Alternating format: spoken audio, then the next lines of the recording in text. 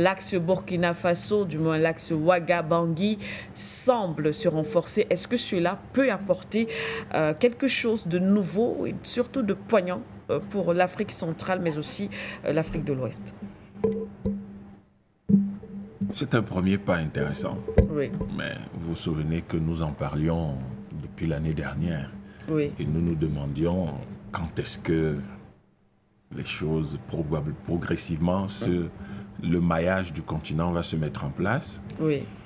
Parce que il faut avouer que le Centrafrique s'est senti un peu seul pendant un bon moment en Afrique centrale.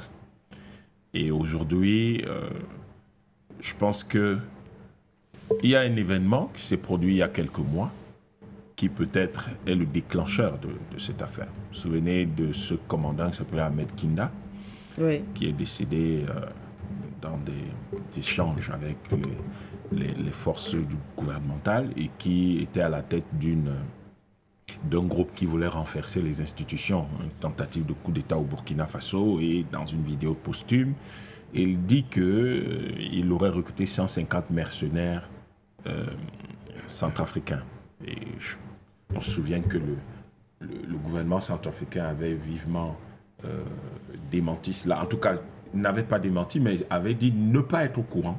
Oui. Et qu'il n'était pas du tout disposé à servir de base arrière à ce genre d'initiative et qu'une enquête serait lancée. Nous étions en septembre de cette année. Et que les résultats de l'enquête seraient partagés avec les autorités du Burkina Faso. Peut-être que c'est l'occasion qui fait le larron et que le président Touadéra a voulu aller lui-même partager les résultats de cette enquête, quelles que puissent être ses conclusions, avec son homologue du Burkina Faso. Ce qui est très intéressant, parce qu'en général, ils ne se parlent pas en Afrique. L'enquête, dans les temps anciens, les conclusions de l'enquête auraient été envoyées à Paris et Paris aurait envoyé à Ouagadougou ce lequel aurait bien voulu lui envoyer. Mais aujourd'hui, on voit qu'il y a on parle directement, et ça c'est très important. Très important, surtout au-delà de ce qui n'est pas dit, parce qu'ils ne peuvent pas éviter ce sujet. Le gouvernement centrafricain avait promis de partager les conclusions de l'enquête. L'enquête, je crois, doit être close. Et le problème est réglé au Burkina Faso. Mais il faut savoir comment 150 mercenaires centrafricains auraient pu se retrouver au Burkina Faso, si d'ailleurs ça a eu lieu. Si d'ailleurs ça a eu lieu. Parce que souvent, ça peut être simplement de l'infox. Et là, je crois que les thématiques officielles abordées sont des thématiques extrêmement intéressantes. Et nous voyons que nous notons que le président du Centrafrique sort quand même du sommet de la CEMAC. Oui.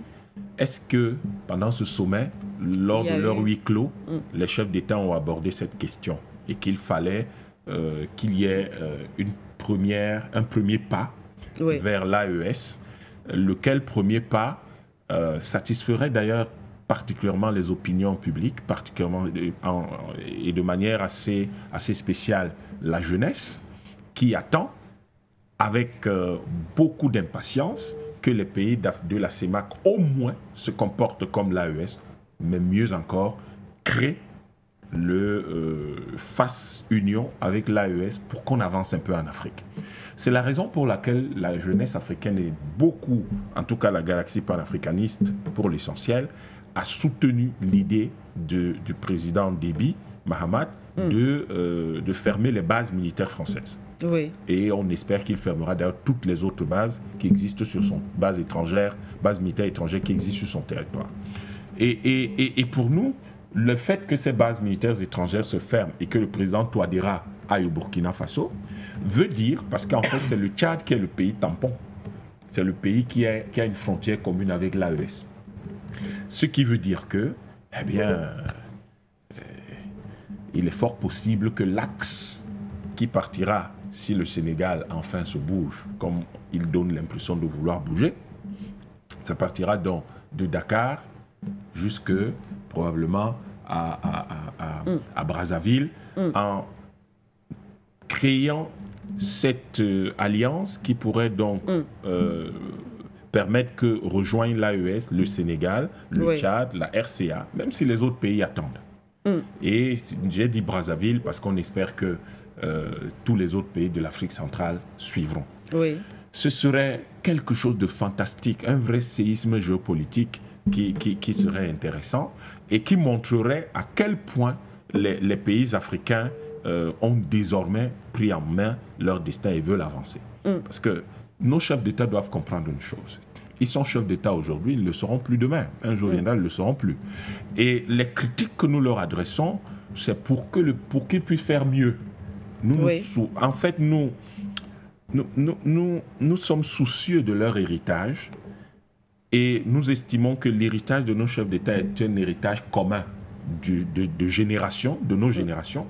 Et il serait quand même pour nous difficile de partager un héritage d'incompréhension, d'incapacité à nous libérer et à construire notre espace. Donc nous encourageons ces thèmes qui portent sur le développement économique, sur la souveraineté et la sécurité particulièrement, sont des thèmes extrêmement importants. Tout à fait. Mais de plus en plus, il faut que les Africains parlent de développement économique parce que nous ne pourrons pas soutenir notre développement, notre sécurité, nous ne pourrons pas soutenir notre souveraineté, nous ne pourrons pas les protéger si nous ne sommes pas développés sur le plan économique. Beaucoup de gens m'ont demandé, mais le Burkina et la RCA vont s'échanger quoi? Je leur ai dit, vous savez, bien souvent on croit que des pays comme ceux-là n'ont rien à échanger, mais vous vous trompez. Le Centrafrique, c'est 6 millions de bœufs pour l'essentiel sauvage. Le Burkina Faso a besoin de nourriture. Tout à fait. Le Burkina Faso, c'est un pays qui a une bonne industrie du coton. Le Centrafrique produit beaucoup de coton, mais n'a pas d'industrie. Ça veut dire qu'il y a de l'expertise au Burkina Faso qu'on peut importer en RCA.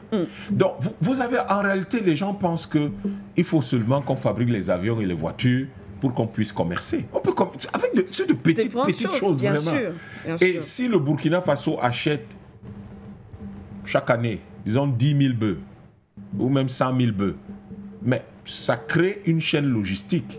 Pourquoi? Parce qu'il faudrait bien que ces bœufs passent soit par le Tchad, soit par le Cameroun et le Tchad, pour que ça passe par le Niger et que ça arrive au Burkina Faso. Vous voyez que c'est cette chaîne logistique qui crée l'union entre nous. Oui. Donc, on n'a pas besoin de beaucoup, on a besoin de peu de choses pour commencer. Et croyez-moi, lorsque le premier Burkinabé mangera le premier quartier de bœuf centrafricain, il dira, mais ça c'est du bœuf. C'est ce que je veux manger au quotidien et ça va se développer progressivement. Nous avons beaucoup à échanger. Le problème, c'est que très souvent, le système économique nous a contraints à ne pas penser à échanger le peu que nous avons entre nous.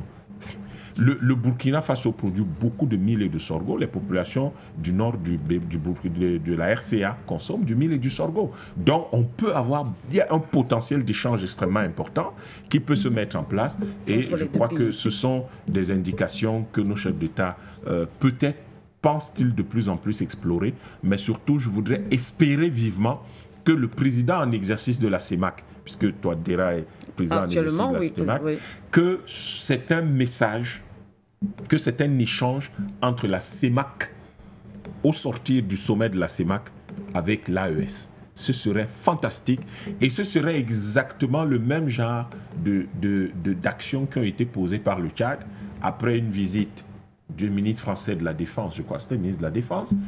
Dès qu'il tourne le dos, on décide de la fermeture des bases militaires françaises. Des Affaires étrangères, je ne me souviens plus de quel ministre c'était. Merci, donc le ministre des Affaires étrangères. Voilà, immédiatement après son départ, voilà, on décide de la fermeture des bases militaires françaises. Ce serait fantastique qu'au sortir du sommet de la CEMAC, eh bien, qu'on ait un message de rapprochement entre la CEMAC et l'AES. Je crois qu'on applaudira tous des deux mains et on soutiendra une telle initiative jusqu'à ce que finalement nous ayons la CEMAC en union avec l'AES, ce qui montrerait encore une fois la voie à la CEDEAO.